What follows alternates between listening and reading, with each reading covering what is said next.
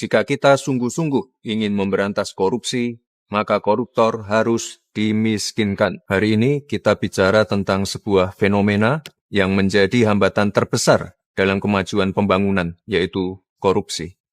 Korupsi adalah kejahatan luar biasa yang tidak hanya menghambat pertumbuhan ekonomi, tapi juga menciptakan ketidakpastian iklim investasi, menurunkan kualitas layanan publik, dan lebih berat lagi, merugikan masyarakat secara luas. Kita semua harus menyadari bahwa anggaran negara, anggaran daerah yang berasal dari pajak yang dibayar oleh masyarakat Indonesia harus dipergunakan setiap rupiahnya untuk kepentingan dan kesejahteraan masyarakat. Berdasarkan data dari ICW selama periode 2013 sampai 2022, potensi kerugian negara akibat korupsi mencapai 238 triliun rupiah. Dan berdasarkan kasus yang ditangani kejaksaan, potensi kerugian negara akibat korupsi di tahun 2024 mencapai 310 triliun rupiah. Namun, sayangnya hanya 1,6 triliun rupiah yang mampu dikembalikan ke kas negara. Artinya, pengembalian aset negara yang dikorupsi sangat sulit untuk dilakukan. Dan lebih dari 90% menguap begitu saja. Bahkan justru tetap bisa dinikmati oleh pelaku dan kerabat pelaku. Memang penyimpangan ini tidak hanya terjadi di 1, 2, atau segelintir negara saja, tapi hampir semua negara mengalaminya. Namun, respon dari masing-masing negara lah yang menjadi penentu keberhasilan pemberantasan korupsi. Apalagi di era seperti sekarang ini, di mana kejahatan semakin terorganisir, bersifat lintas batas dan melibatkan teknologi terkini. Sehingga aset-aset hasil korupsi bisa digelapkan, bisa dilakukan pencucian yang mengakibatkan aset-aset tersebut sulit terlacak dan terdeteksi. Oleh sebab itu, Indonesia sangat perlu memperkuat sistem hukumnya agar mampu mengembalikan aset negara, membuat jera para pelaku, serta melindungi masyarakat dari potensi kerugian akibat korupsi. Teman-teman, komitmen dari Bapak Presiden sebagai pucuk pimpinan negara sudah sangat jelas, yaitu mendorong penuh pemberantasan korupsi dan pengesahan RUU perampasan aset. Kerugian negara yang dia timbulkan, ya harus dikembalikan. Makanya aset-aset pantas kalau negara itu menyita.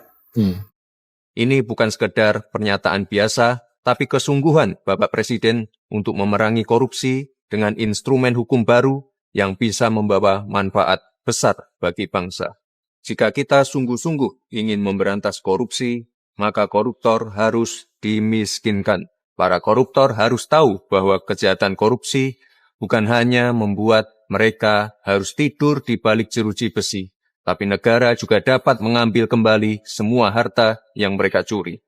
Prinsipnya sederhana, selama suatu aset bisa dibuktikan berasal secara langsung maupun tidak langsung dari tindak pidana seperti korupsi, narkotika, pertambangan liar, penangkapan ikan ilegal, pembalakan liar, judol, ataupun TPPO, negara memiliki kewenangan untuk merampas aset tersebut untuk dikembalikan menjadi aset negara, menjadi hak rakyat yang digunakan kembali untuk kepentingan rakyat. Inilah esensi dari RUU perampasan aset yang saat ini menjadi sangat penting dan mendesak. RUU perampasan aset ini merupakan pelaksanaan dari United Nations Convention Against Corruption tahun 2003 yang mengatur mengenai perampasan aset tanpa pemidanaan, yang menjadi semakin relevan dan penting untuk pemulihan aset negara. Apalagi ketika pelaku tindak pidana meninggal atau kabur ke luar negeri. Memang ada beberapa kekhawatiran seperti pelanggaran terhadap prinsip praduga tak bersalah, serta potensi penyalahgunaan wewenang. Kekhawatiran ini sangat bisa dipahami.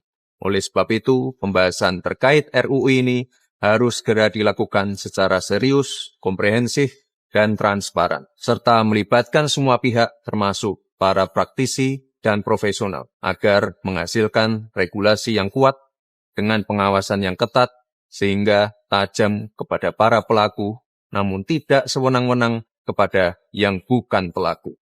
Beberapa negara lain juga telah lebih dahulu menerapkan konsep perampasan aset untuk tindak kejahatan tertentu, seperti di Belanda, Kolombia, Singapura, bahkan di Italia. Vila-vila mewah milik mafia disita dan diubah menjadi sekolah serta pusat kegiatan sosial. Pengalaman negara lain tentu bisa kita jadikan masukan agar RUU perampasan aset bisa efektif mengembalikan aset negara dan tidak menjadi instrumen yang bisa disalahgunakan.